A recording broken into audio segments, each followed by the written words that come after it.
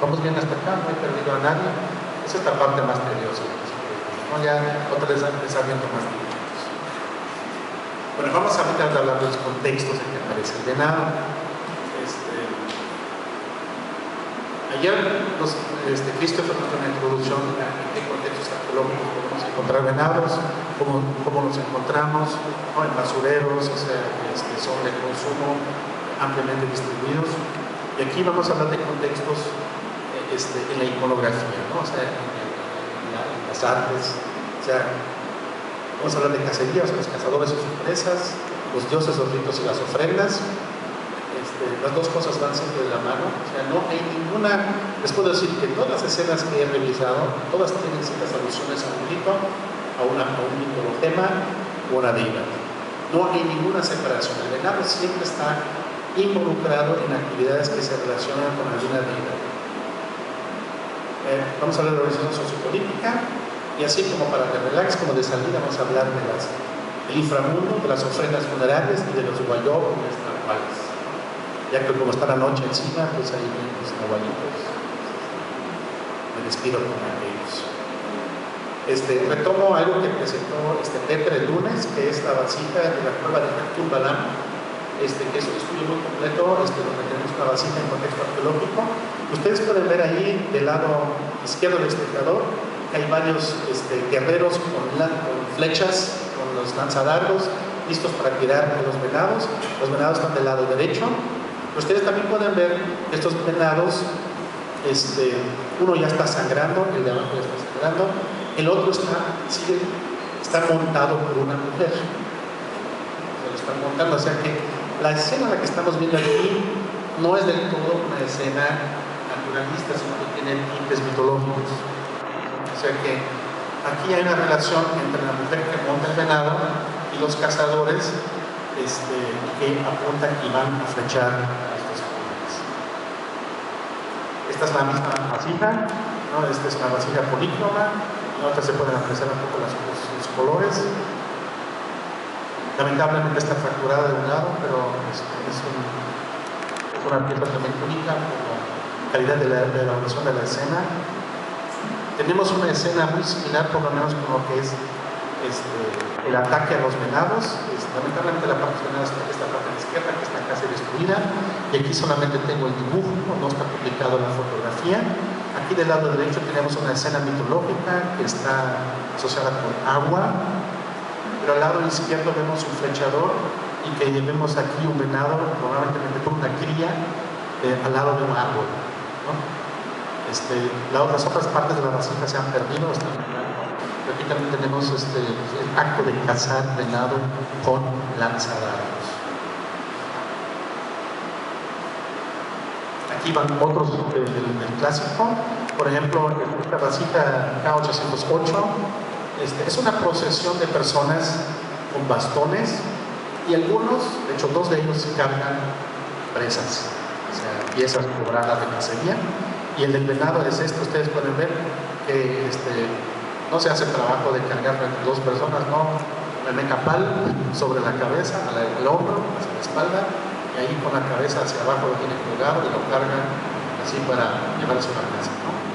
Y en la escena, ustedes ven la escena pequeña que está abajo, esto es una escena completa de diferentes elementos. La parte derecha, ustedes ven que el venado está tirado en el piso, está ahí encima de él, lo están obviamente destazando, cortando, ya le quitaron una pata, ustedes ven que le están paquita, ¿no? Hay un perro que está esperando su parte,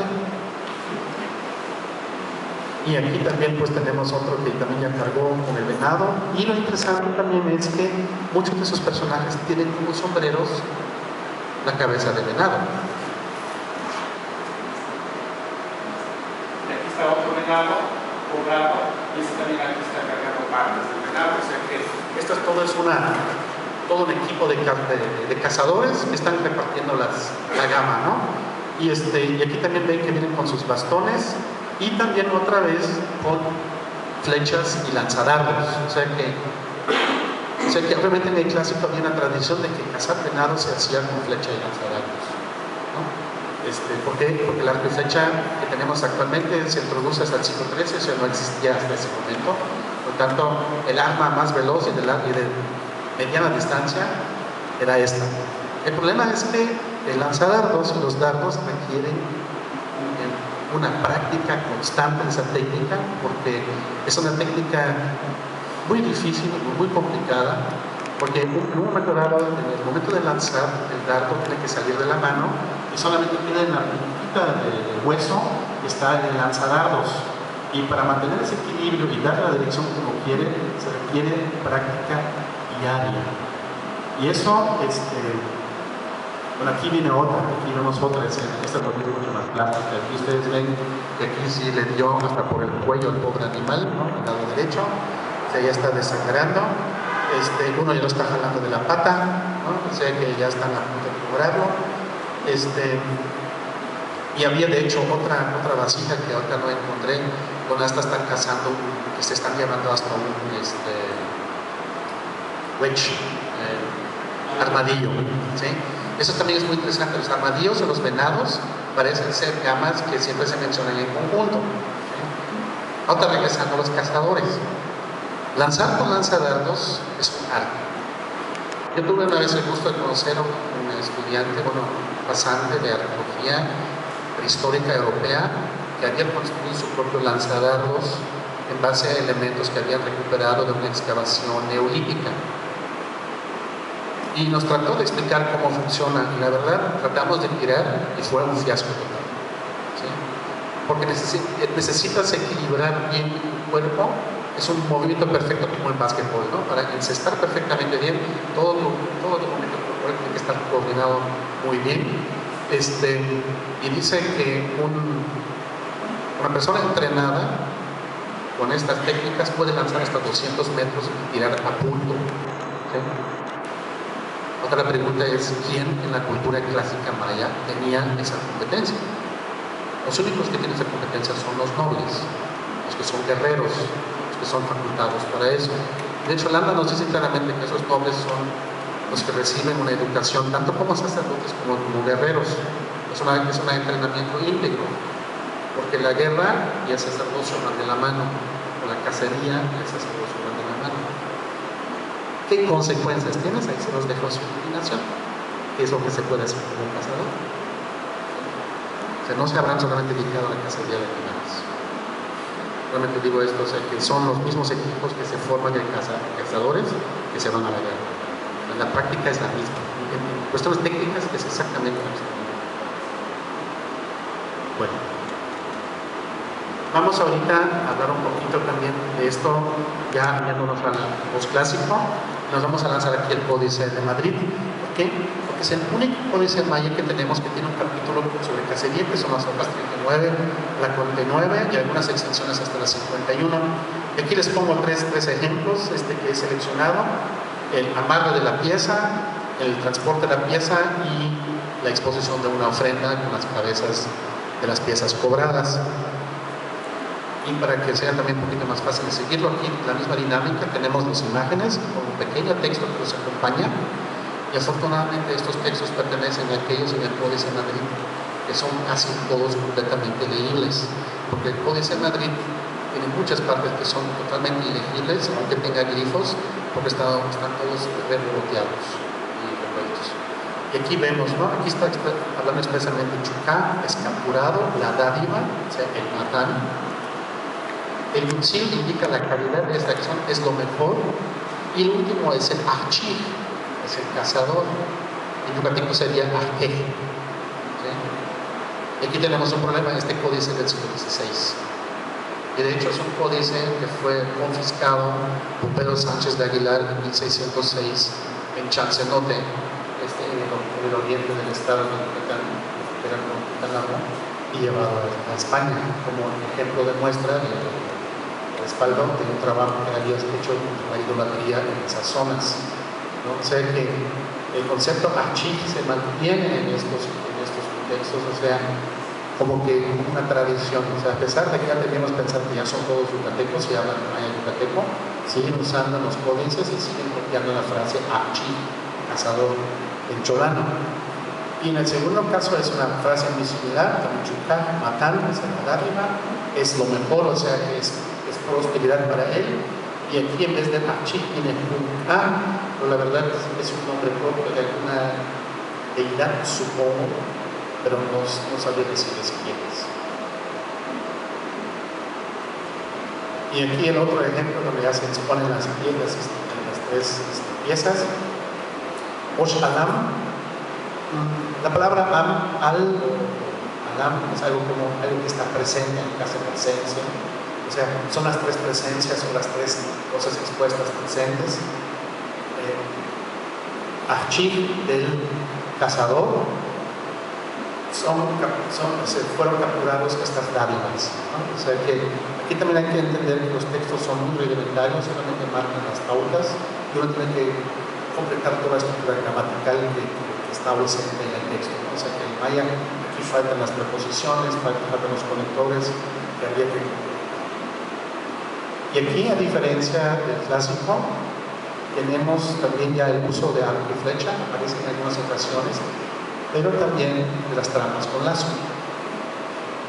Y aquí les pongo un ejemplo que es la trampa con lazo del venado, o sea que esto es también una cosa muy típica para ahorrarse el uso de la pérdida de flechas por los lazos por trampas. O sea que también la técnica de cacería ha cambiado, porque también, digamos, hay que decir que para esas épocas ya con los españoles presentes, a lo mejor por el cambio de condiciones socioeconómicos, el lanzadardos cae totalmente en desuso, por lo menos para la cacería. Y aquí tenemos otra de esas trampas. Sin embargo, esta trampa es muy interesante porque ustedes pueden ver que al pie de la trampa está la cabeza de un dios negro y este dios se llama el dios Y. Ese dios Y dirige la trampa con lazo en que cae el venado. O sea, ustedes pueden ver que la está sosteniendo y el venado está allá adentro, ¿no? Y este dios Y precisamente es uno de los seres sobrehumanos que juega un papel central en todo este códice, en toda esta tradición de la cacería, por lo menos a nivel cultural. Y este dios Y se llama Wuxi, o siete gracia, o siete suerte. La palabra Sip, los que están familiarizados con la antropología y el saben que están los Sipes, que son los cultores del monte, que el Sip se traduce generalmente como venado. Sin embargo, la palabra Sipit significa soltar algo, dejar soltar algo, y también significa esparcir algo, pero también significa, Sipil significa gracia, suerte, fortuna, ¿no? O sea, todo lo que tiene que ver con esto. Y precisamente esto es muy interesante porque en el Códice Terrestre aparece una sola vez este dios Y, es mucho más frecuente en el Códice de Madrid, y esta es la escena donde ustedes lo ven. Ustedes ven que tiene agarrado de las patas al venado. El venado se llama Chanchinal Winik, ¿sí? El Winik aquí no se refiere a hombre, se refiere al hecho de que tiene cuerpo. Winik es la palabra para cuerpo, para corporeidad, para algo que es físicamente tratado. O sea, Chanchinal Winik Yatán es el cónyuge de Wuxi, o sea, está casado con Wuxi, o sea, entran en una relación, y cuando entran en esa relación significa el entierro o la muerte para el venado. ¿Sí? O sea que Wuxi es el dios de los cazadores, ¿eh? Hay que pedirle para que le dé fortuna al cazador en la cacería. Es por eso lo amarra y lo sostiene, ¿no? Por eso tenemos precisamente esta imagen y esta aquí. ¿Sí? Asta. Exactamente. Eso también es algo característico. No en todos los casos. Por ejemplo, aquí no lo tiene. ¿Sí? ¿Por qué? Porque muchas veces, como viene en relación con el venado, se le desaparece. Pero normalmente tiene un pequeño asta. ¿Sí? El dios Y o Wuxi. ¿Sí?